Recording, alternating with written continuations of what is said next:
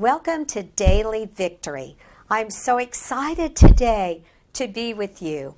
And we have been discussing all month, this month, the month of October, harvest.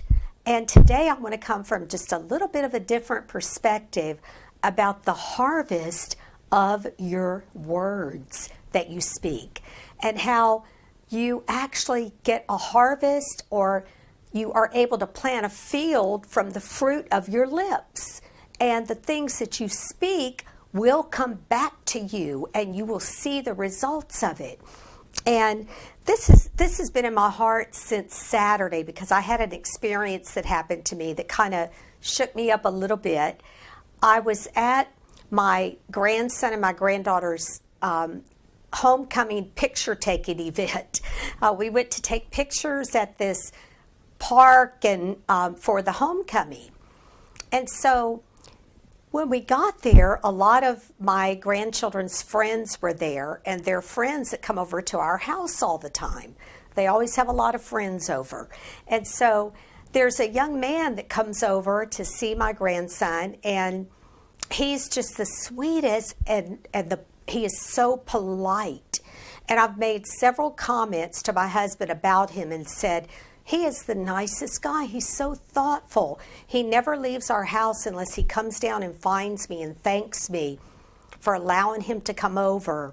And he's always so quiet and so respectful. So when I got to the picture-taking event, he was there along with his mother and his grandmother. And so I went over to them. I had never met the grandmother. I met the mother one time when she dropped him off.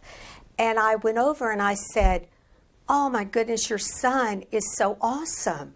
I said, "We just love having him at our house. He's so respectful. He's so polite." And so the grandmother said, "Oh, really? Well, he's a," and she called him a name that it starts with an A. I'm not going to say it, but it's not a nice name at all. And then the mother said, "Yeah, he's only good when he's sleeping or when he's over at somebody else's house." And I was so taken back, I didn't hardly know what to say. And I said, "Well, he's been the most polite child that we've ever had in our home. We just love him." And they spoke so horrible about him that it really, honestly, it grieved my spirit. And when I left from there, I was still grieved, and I kept thinking about it and thinking about it and thinking, how could a mother and a grandmother talk about their child like this when obviously something goes right in his life, because I've never seen any of that out of him when he's at our house. And I know kids always act different when they're at a neighbor's house or a friend's house, but to speak that over your child and call your child such a horrible name. And so that started really birthing this word in my spirit, because I started thinking about, in the Word of God, all the scriptures that tell us about the harvest of our words. In John 6:63, it says, "It is the Spirit that quickeneth, the flesh profiteth nothing. The words that I speak unto you, they are spirit and they are life." This is what Jesus said, that when he speaks words, they're spirit and they're life, which means you can create life by the words that you speak. The Word of God also says, and this is a very familiar one to most of us, Proverbs 18:21, "Death and life are in the power of the tongue, and those who love it will eat its fruits." So see, there's a harvest, there's fruit in what you speak. Do you realize the power there is in your tongue? Do you realize what you can do with just the words that come out of your mouth? How powerful our words are, and especially words that we speak over others or over a situation in our lives, how powerful those words are. The Word of God says a word fitly spoken is like apples of gold and pitchers of silver. And I know you've experienced it also, that when, say, you go into a room and the atmosphere is very tense and maybe full of strife, and you begin to speak words of encouragement and words that bring life, and the entire atmosphere of that room will begin to shift. The entire atmosphere will change just because you came in and you begin to speak life. You could have contributed to what was going on by speaking words of strife or words of contention, but when you go in, you actually command that atmosphere because of what comes out of your mouth. It's so powerful. I've watched it happen.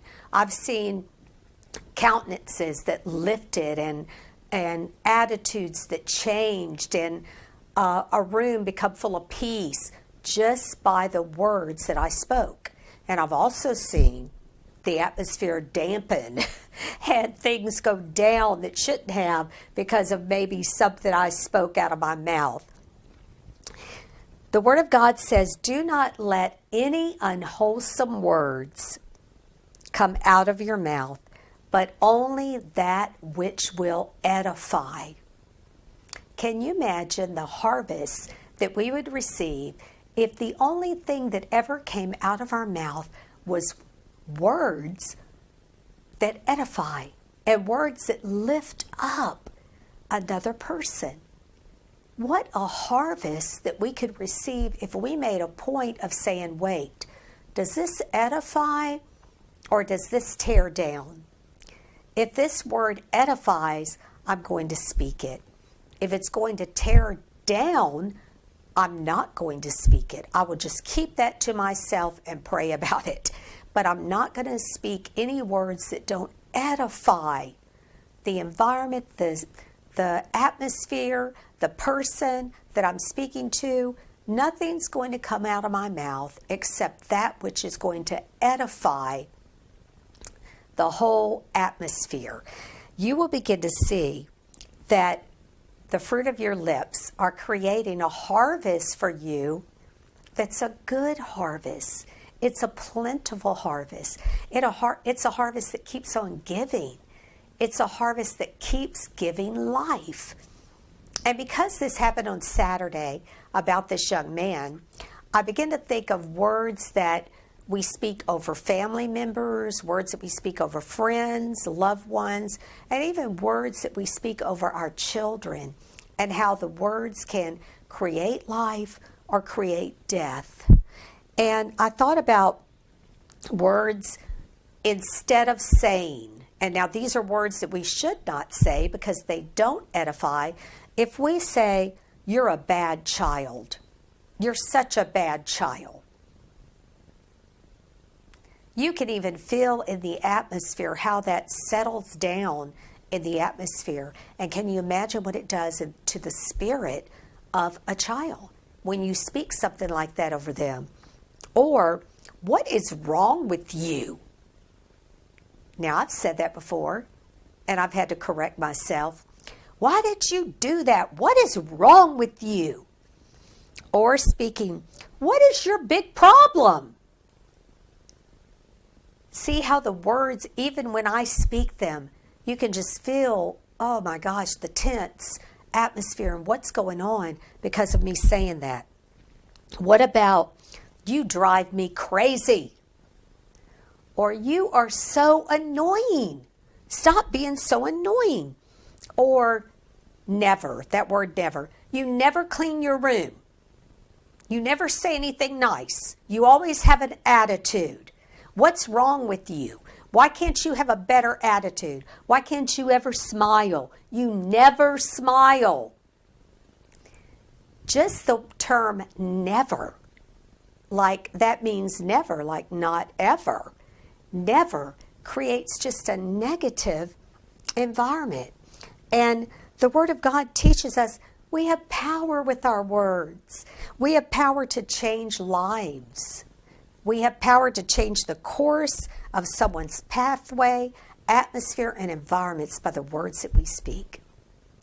Now, I'm going to ask you today, if you would like to donate to Daily Victory, that you can donate by going to JesusExperience.com, or you can text donate to 302-324-5400. Also, right after Daily Victory, we're going on a live call. And on this call, when you call this number, you'll be able to share with other believers. You'll be able to talk about maybe the topic that we're discussing today. And you can just really share your thoughts and what God has spoken to you. If you call 302-561-6767, or if you're in Canada, 709-500-6767. We look forward to talking to you. And lastly, please share this Daily Victory on the platform of your choice, either your Facebook, Instagram, YouTube, whatever it is that you use, Twitter. Share it so that others can receive the word. God bless you today.